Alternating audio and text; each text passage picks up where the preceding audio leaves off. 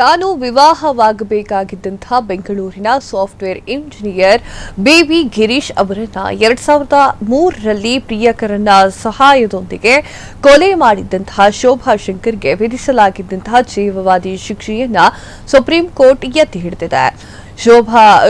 ಶುಭಾ ತನ್ನ ಕಾಲೇಜು ಗೆಳೆಯ ಹಾಗೂ ಉಳಿದ ಇಬ್ಬರೊಂದಿಗೆ ಸೇರಿ ಕೊಲೆಗೆ ಸಂಚನ್ನ ರೂಪಿಸಿದ್ದು ಅಂತ ಹೇಳಿ ನ್ಯಾಯಮೂರ್ತಿಗಳಾಗಿರುವಂತಹ ಎಂಎಂ ಸುಂದರೇಶ್ ಮತ್ತು ಅರವಿಂದ್ ಕುಮಾರ್ ಅವರಿದ್ದಂತಹ ಪೀಠ ತೀರ್ಪಿನಲ್ಲಿ ವಿವರಿಸಿದೆ. ರಿಂಗ್ ರೋಡ್ ಕೊಲೆ ಪ್ರಕರಣ ಅಂತಲೇ ಕೃತ್ಯ ಫೇಮಸ್ ಆಗಿತ್ತು. ಕರ್ನಾಟಕ ಹೈಕೋರ್ಟ್ ಸುಪ್ರೀಂ ಆ ಒಂದು ತೀರ್ಪಿನ ವಿರುದ್ಧವಾಗಿ ಅಪರಾಧಿಗಳು ಸಲ್ಲಿಸಿದ್ದಂತಹ ಮೇಲ್ಮನವಿಯನ್ನ ವಜಾಗೊಳಿಸಿದಂತಹ ನ್ಯಾಯಾಲಯ ಭಾವನಾತ್ಮಕ ಮತ್ತು ಸಾಮಾಜಿಕ ಮೌಲ್ಯದ ಅಂತಃಪತನದ ಬಗ್ಗೆ ಕಳವಳವನ್ನ ವ್ಯಕ್ತಪಡಿಸಿತ್ತು.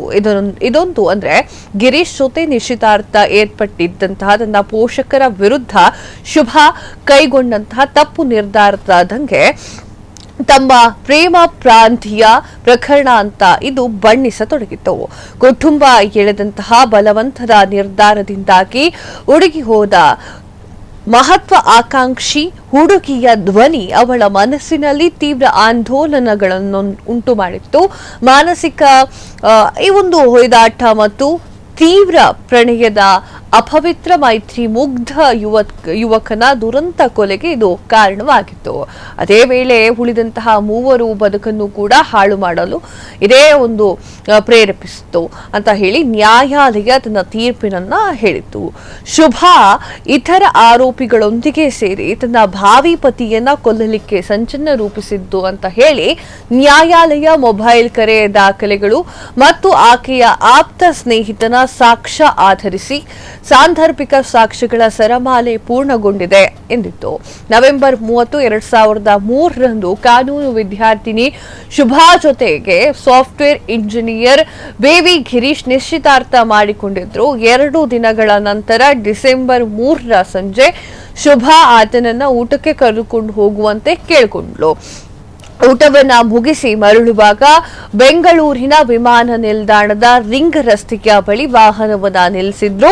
ಅಲ್ಲಿ ಗಿರೀಶ್ ಮೇಲೆ ಉಕ್ಕಿನ ರಾಡ್ನಿಂದ ಹಲ್ಲೆಯನ್ನ ನಡೆಸಿದ ಪರಿಣಾಮ ಆತ ಸಾವನ್ನಪ್ಪಿದ್ದ.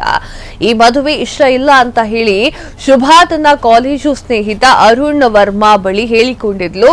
ಪರಿಣಾಮ ಅರುಣ್ ತನ್ನ ಸಂಬಂಧಿ ದಿನಕರ್ ಸ್ನೇಹಿತ ಹದಿಹರೆಯದ ವೆಂಕಟೇಶ್ ಜೊತೆಗೂಡಿ ಕೊಲೆಯನ್ನ ಮಾಡಿದ್ರು. ಗಿರೀಶ್ ಎಲ್ಲೆಲ್ಲಿ ಓಡಾಡ್ತಿದ್ದ ಅನ್ನುವಂತಹ ಮಾಹಿತಿಯನ್ನು ಶುಭಾ ನೀಡಿದ್ಲು ಅಂತ ಹೇಳಿ ಪ್ರಾಸಿಕ್ಯೂಷನ್ ಆರೋಪಿಸಿತ್ತು.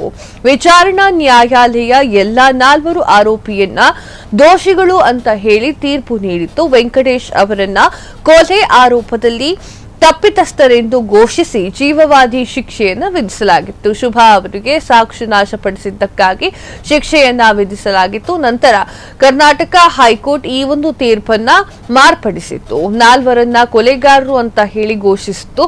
ಅದು ಪಿತೂರಿಯನ್ನ ಜಂಟಿಯಾಗಿ ಕಾರ್ಯಗತಗೊಳಿಸಲಾಗದೆ ಎಂದಿತ್ತು.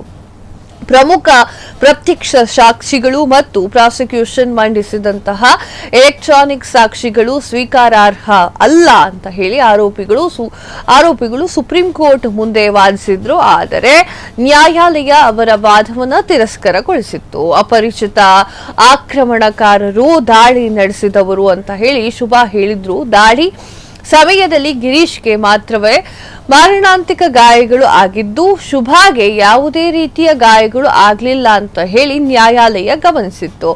ಈ ನಡೆ ಜೊತೆಗೆ ಮೊಬೈಲ್ ಕರೆ ದಾಖಲೆಗಳು ಹಾಗೂ ಕೃತ್ಯಕ್ಕೆ ಬಳಸಿದಂತಹ ಆಯುಧಗಳು ಪಿತೂರಿಯ ಉದ್ದೇಶವನ್ನ ಸುಸ್ಥಾಪಿತವಾಗಿ ಸಾಬೀತುಪಡಿಸಿವೆ ಅಂತ ಹೇಳಿ ನ್ಯಾಯಾಲಯ ಹೇಳಿದೆ. ಆದರೆ ಆರೋಪಿಗಳು ಹುಟ್ಟು ಆರೋಪಿಗಳಲ್ಲ.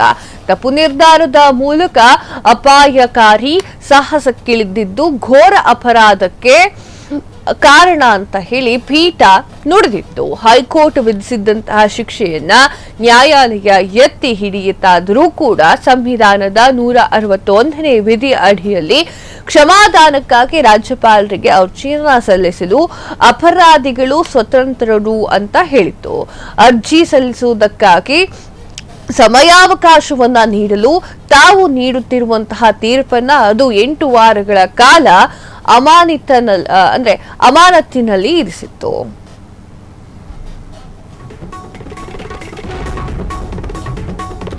ಕ್ಷಣ ಕ್ಷಣದ ಸುದ್ದಿಗಳಿಗಾಗಿ ಫ್ರೀಡಂ ಟಿವಿ ಸಬ್ಸ್ಕ್ರೈಬ್ ಮಾಡಿ, ಲೈಕ್ ಮಾಡಿ ಹಾಗೂ ಫಾಲೋ ಮಾಡಿ.